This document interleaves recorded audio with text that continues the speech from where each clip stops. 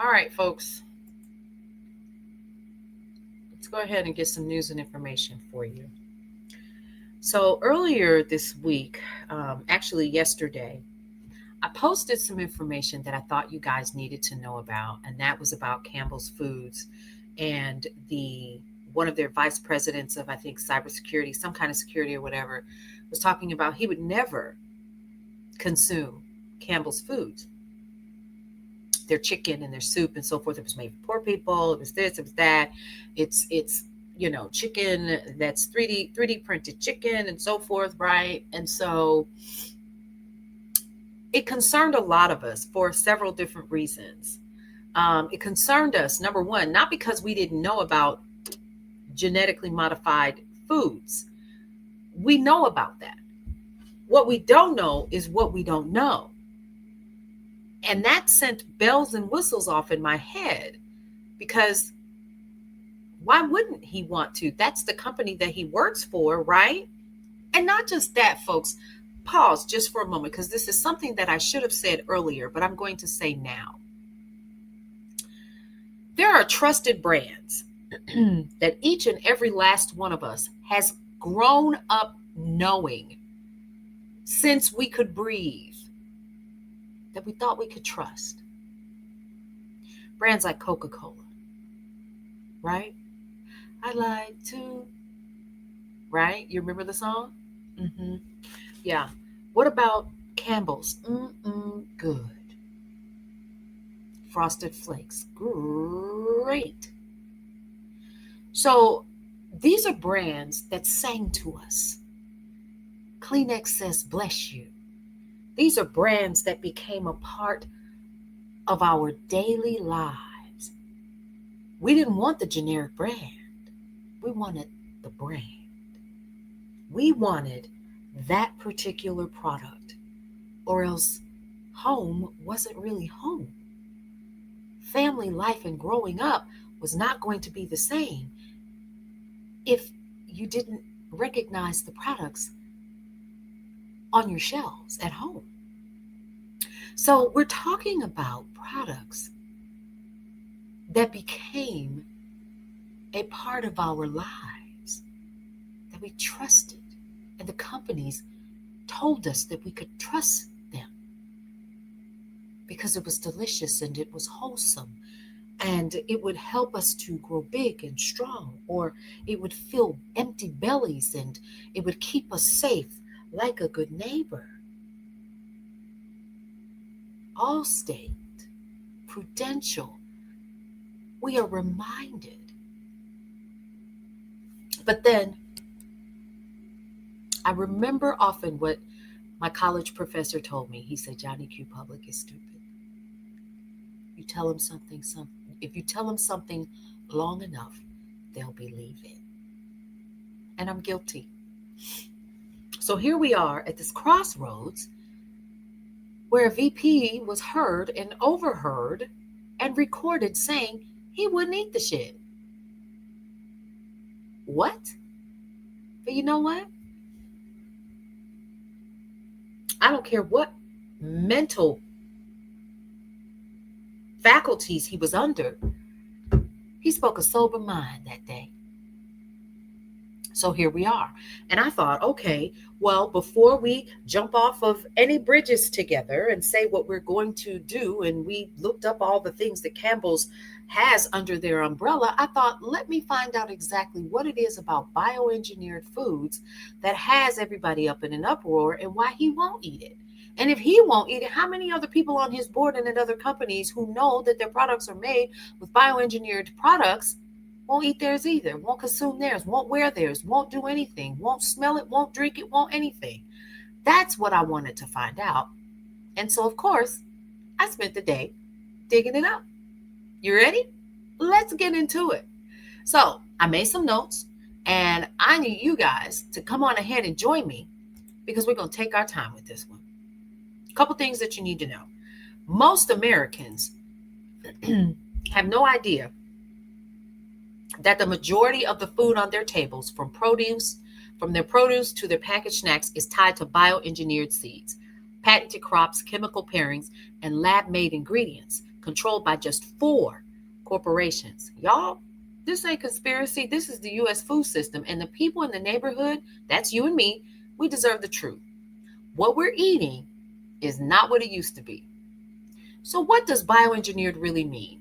Bioengineered is the USDA's updated, friendlier word for GMOs, or genetically modified organisms, genetically engineered crops, gene-edited foods like CRISPR, engineered microbes, yeasts, and enzymes used in packaged goods. A food is bioengineered if its DNA was changed in a lab in ways that could never happen naturally. That ought to freak you out there. Companies do this to increase crop yields, make crops resistant to insects, tolerate heavy pesticide sprayings, extend the shelf life of their product, reduce manufacturing costs, maximize profit. But here's the problem.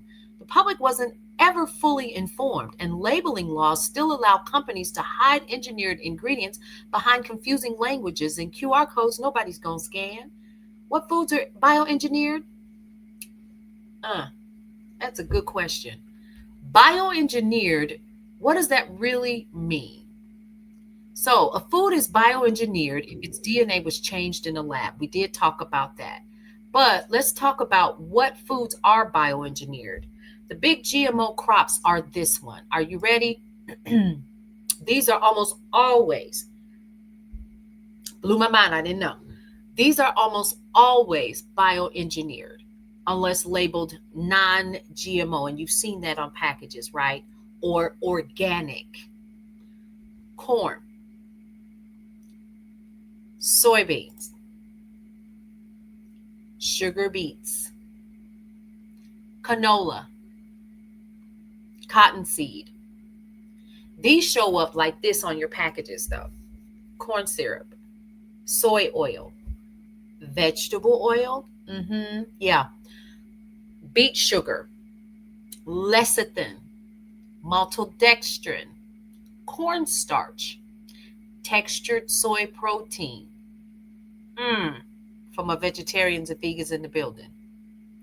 So bioengineered produce are these: Arctic apples, they won't brown; innate potatoes, they don't bruise; Hawaiian papaya, pink pineapples, anybody? Summer squash. Those bioengineered animals, Aqua Bounty genetically engineered salmon. So, hidden bioengineered ingredients you should know. I'm going off my list here. These appear in thousands of everyday foods. Vitamins engineered through microbes. Enzymes that are used in bread, cheese, snacks, yogurt. Flavors and fragrances. Sweeteners. Natural flavors, often lab engineered. If the modified DNA is no longer detectable, manufacturers don't have to label it. Yeah, that part. And that's intentional, y'all. Companies that use bioengineered ingredients, including Campbell's, this is a list that matters. These are the corporations filling American grocery stores with bioengineered and GMO-derived ingredients. Just so that you're clear. Campbell's Soup Company. They use GMO corn, soy, beet sugar, bioengineered flavors, and thickeners. Campbell's publicly supports GMO labeling, but still uses GMO ingredients across its product lines. And yesterday we talked about their product lines. Remember? Now, let's talk about General Mills. Old El Paso. Yeah, pass the old El Paso. Yeah. Cheerios. Oh, yeah, with the little B. Lucky Charms. Pillsbury. Nature Valley. Heavy reliance on GMO corn, soy, and beet sugar. Kellogg's. Let's dig deep. Pringles. Pop-Tarts. Rice Krispies. Eggo. Cheez-Its. Most products rely on engineered corn, soy, and sugar. Kraft Heinz. So, Kraft cheese, ketchup, mac and cheese, condiments, frozen meals, widespread GMO oils, soy flavors, and sweeteners. Nestle. hundreds of brands using engineered sweeteners, oils, enzymes, and flavors. PepsiCo, Lay's, Doritos, Cheetos, Pepsi, Quaker, deeply dependent on GMO corn products and oils. The truth? Here's the truth. If it's a major national brand, it likely contains bioengineered ingredients unless stated otherwise. So here's the question. Are bioengineered foods safe? The honest answer is this. Government agencies say yes. Independent researchers say we don't have enough long-term data to actually know. But here's what we do know. 1, pesticide exposure has skyrocketed. GMO crops are paired with pesticides like glyphosate, a chemical at the center of multiple cancer lawsuits. 2, superweeds. They're now spreading across the U.S. Herbicide-resistant weeds now require stronger chemicals. Number 3, new allergens are possible. So gene-edited foods may increase proteins the body was never meant to combat. These are proteins the body's never seen, folks. Biodiversity is declining. So engineered monocrops weaken the soil and the ecosystem. Yeah, I just had to blink my eyes twice to let people know that we in danger, girl. CRISPR, spelled CRISPR foods, are too new to predict long-term effects. They say they simply don't know. And corporations, listen, aren't funding studies that could hurt their profits. So are they safe? The real answer is they don't fully know. And that should concern all of us. Here's a darker side. Here's how corporations took control of our seed supply that got us down this road. Number 1, companies patent seeds. Did you know that? A seed God made. A seed. Mother Nature gave us seeds, right? Bayer Monsanto is one of those companies. Syngenta is another. Corteva is another. And BASF legally own the genetic traits in engineered seeds. Listen to this.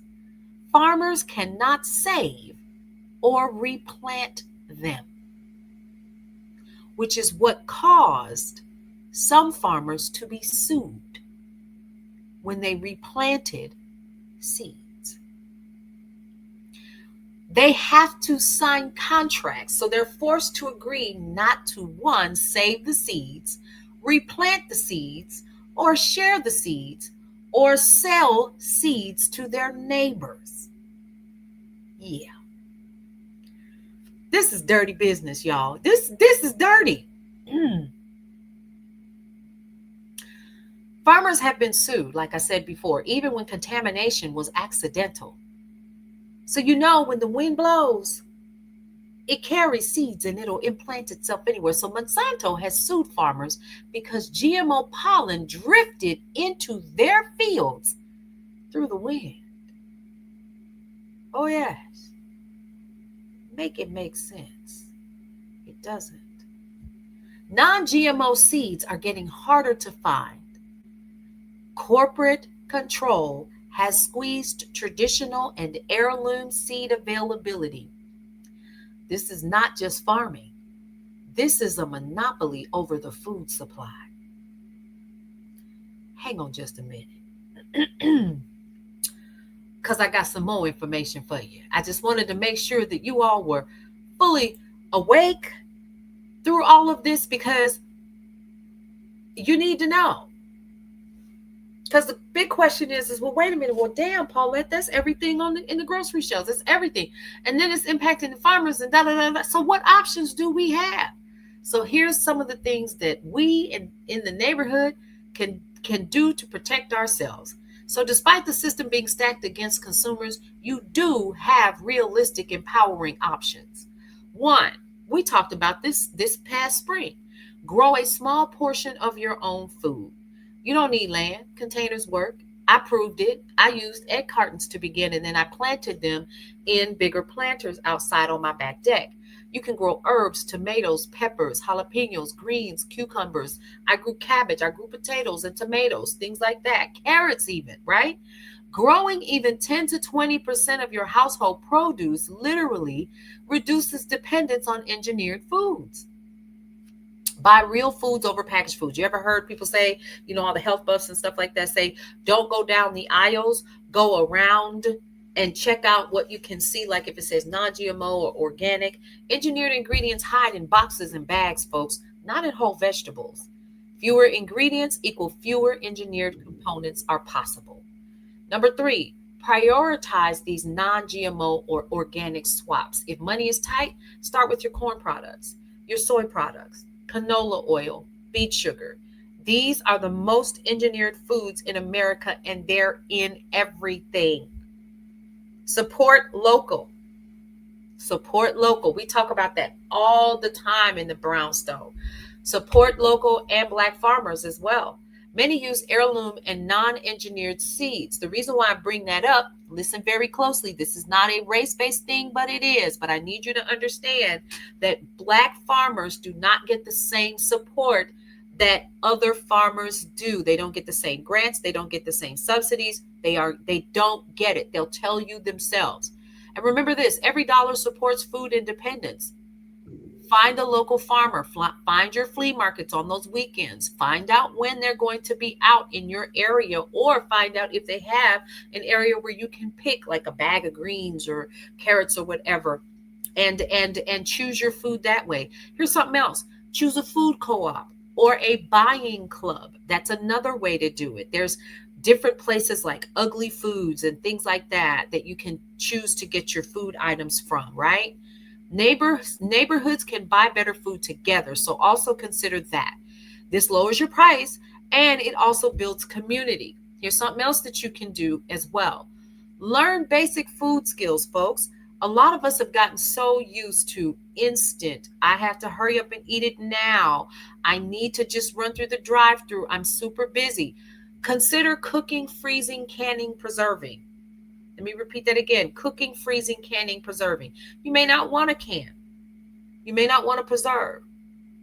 But consider cooking and freezing your foods, your meals, at least a couple of days in advance. This is going to reduce your dependence on corporate foods. Then here's something else. You can boost your body's ability to process those chemicals by eating more fiber, cruciferous vegetables, drink clean water, and move your body. We know these are simple things, but because we're so busy sitting behind desks, I'm guilty, we don't do as often as we should.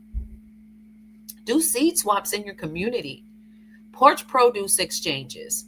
Community gardens is another one. We have 2 here that I'm aware of. Go to buying clubs, and food education workshops are also essential. Food sovereignty starts within your neighborhoods. So remember this, you have options. You have power, you have community, and now you have a little bit more knowledge that you maybe didn't have before. Corporations may control the seeds, the supply chain, the grocery store, but they don't control what you grow, what you buy, what you cook, and what you teach yourself, your children, and your family while you're building with the people in your neighborhood. Food independence is possible. One family, one neighborhood, one season at a time. It can absolutely be done. But what I want you guys to understand is this, folks. At the end of the day, we have got to remain informed. Again, this is neither left nor right. I don't care who you voted for. I don't care any of that. We recognize wrong when it's in our faces. And again, that was a red flag. So I'm glad that this guy opened his mouth accidentally on purpose and said what he said, because he told us what we kind of probably figured anyway. Now you have a decision to make. You do. Could that be the reason why the entire household is sick or overweight, extra phlegm in their throats, and in their walks they can barely move and their joints are hurting? Because if you can alter DNA You're altering a lot more than that, because Mother Nature gave us everything that we needed. It didn't need any help. She don't need no help. I need us to consider that as well. I hope that you found this helpful. If you want to continue to do more research on it, I absolutely am going to be sharing a link with you guys so that you can get more information about what I just provided. I'll also be sharing some posts in my stories on social media and notes as well, on some of these companies that are using GMO, genetically modified organisms, or bioengineered foods um, in their products. And here's something else: check out your own personal pantry to find out what you have in there. That's important too. What do you have? And literally, don't do this. If you're not going to eat it, don't package it up, box it up, and send it to a food pantry. Because if you're not going to eat it and it's not healthy for you, it's not healthy for someone else. Remember that. Show your concern and start calling these people out. These are the same companies. See, I'm about to go down this road. I feel like I'm live, but I'm not. These are the same companies that literally are backing up some of the people in office to continue to do stuff like this. Whether it be Democrat or Republican, it's happening. So that they can put more money in their pockets for their shareholders, withholding and notwithstanding your health. Make that make sense. All right, folks, I'm out of here. I'll do a rundown of the evening news here shortly before I wrap it up for tonight. Thanks so much for joining me. For more news and information that you can use, head over to brownstoneworldwide.com, Cityscape Radio. Use that QR code and get your free digital copy of Brownstone Living Magazine. See you around.